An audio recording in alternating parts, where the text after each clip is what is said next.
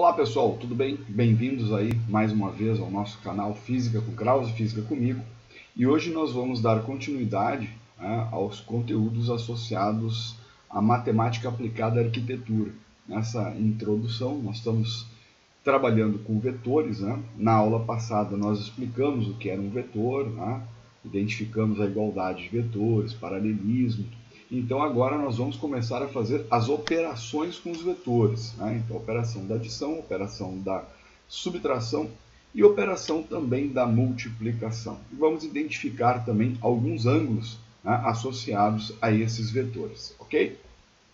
Bem, então dentro das operações com os vetores, nós temos a adição de vetores. Então veja lá que você tem um vetor AB, chamado de U, e um vetor BC chamado de V.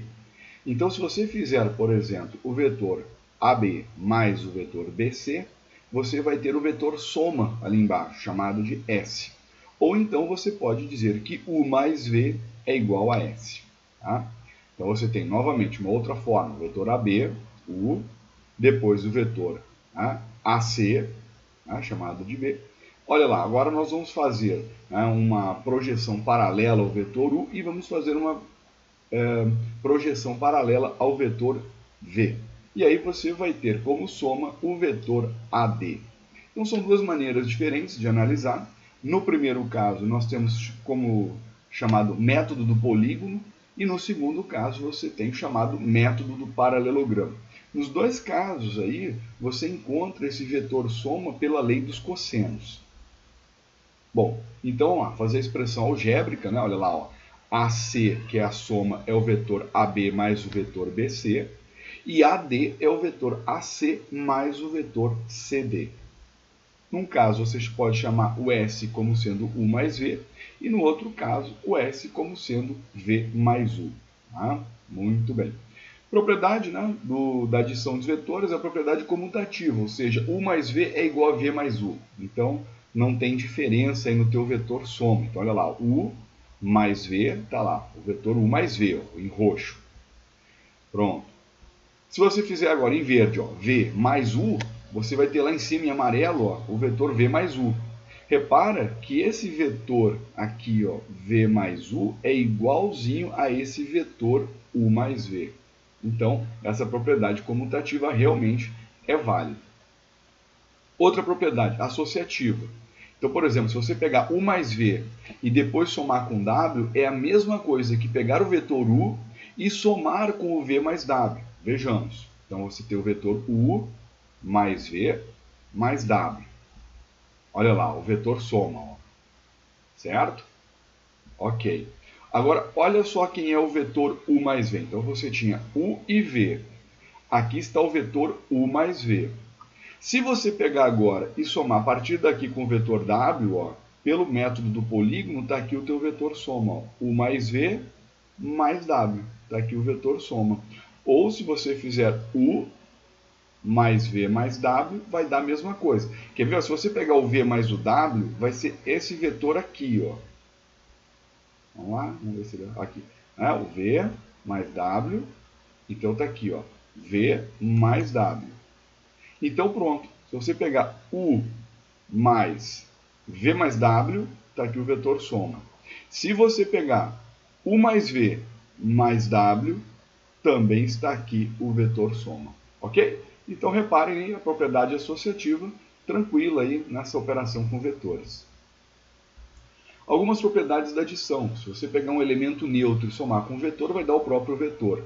Se você pegar um vetor e somar com o elemento oposto, vai dar zero. Então, por exemplo, considere aí os vetores.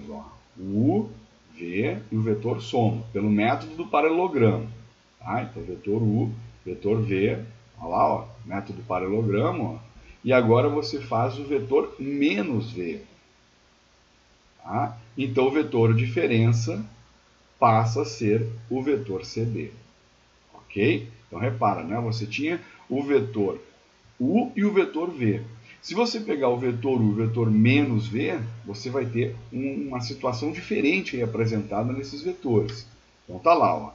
Logo percebemos que o AD é a soma de U mais V.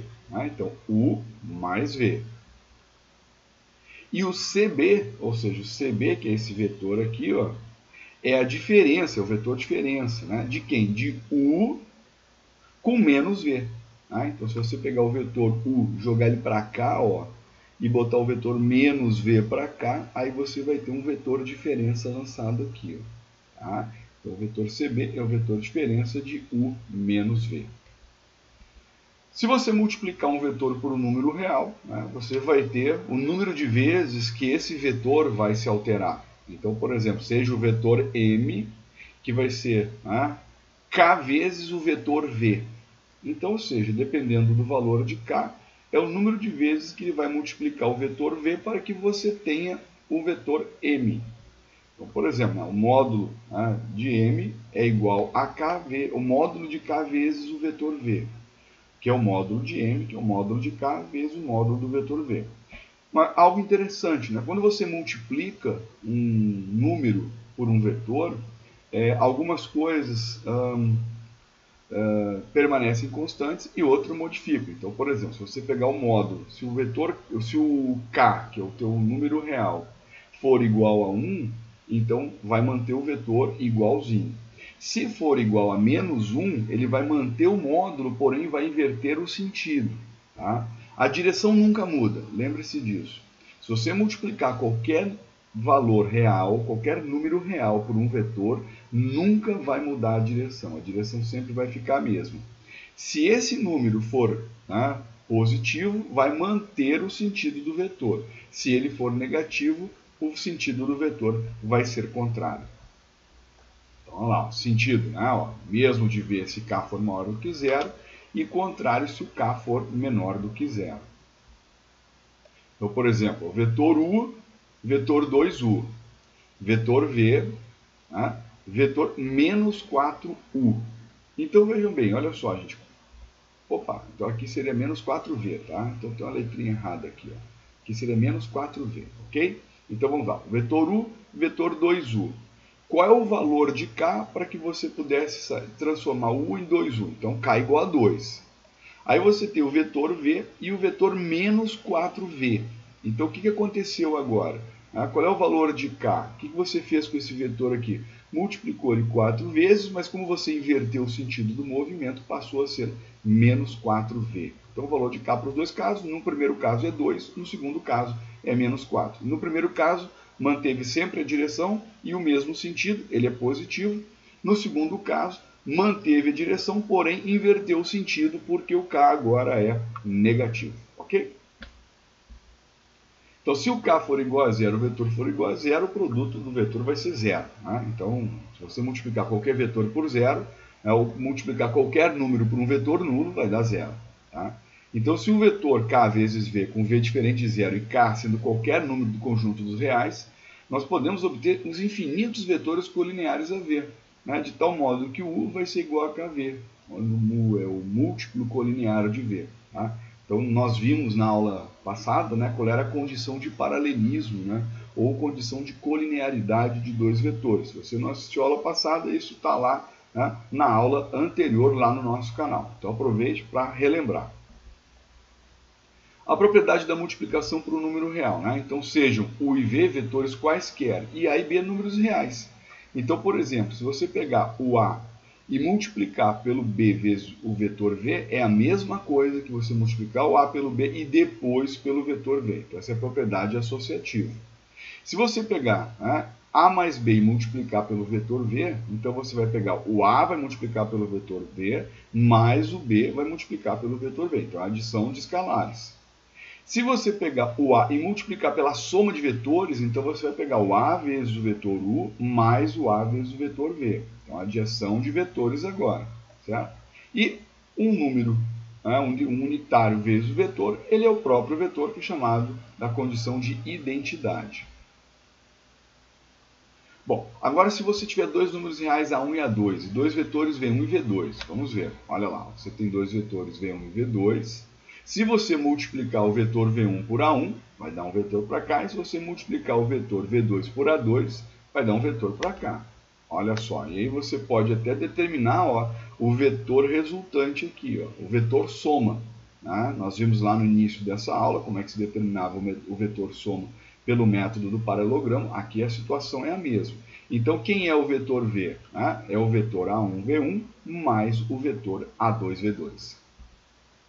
Bom, então, olha só, né? O vetor V vai estar no mesmo plano que V1 e V2, independente dos valores de A1 e A2. Então, ou seja, lembre-se também da aula anterior, né, que nós temos sempre a condição: dois vetores são sempre coplanares. Tá? Bom, agora se nós considerarmos um outro vetor V3, aí ele pode ou não estar no mesmo plano. Também nós vimos isso. Então, V1, ó lá, multiplicou por A1, então ficou A1V1. O V2, ó, multiplicou por A2, ficou A2V2, e o V3 multiplicou aqui por A3V3. Ó. E aí pronto, você tira aqui o vetor resultante, ó, pelo método do polígono agora. Ó. A1V1 mais A2V2 mais A3V3. Então esse aqui é o vetor resultante, né, que nós encontramos pelo método polígono. Esses vetores estão no mesmo plano. Agora vamos ver no caso, ó, você tem A1V1, né, de novo, o A2V2, né, o V2 multiplicado por A2, o V1 multiplicado por A1. Né, então você vai ter a soma aqui, ó, A1V1 mais A2V2. Mas olha só agora o que aconteceu. Você colocou um vetor V3 e aí multiplicou por A3. Então apareceu um vetor A3V3. Repare agora que esse vetor não está no mesmo plano destes outros dois vetores.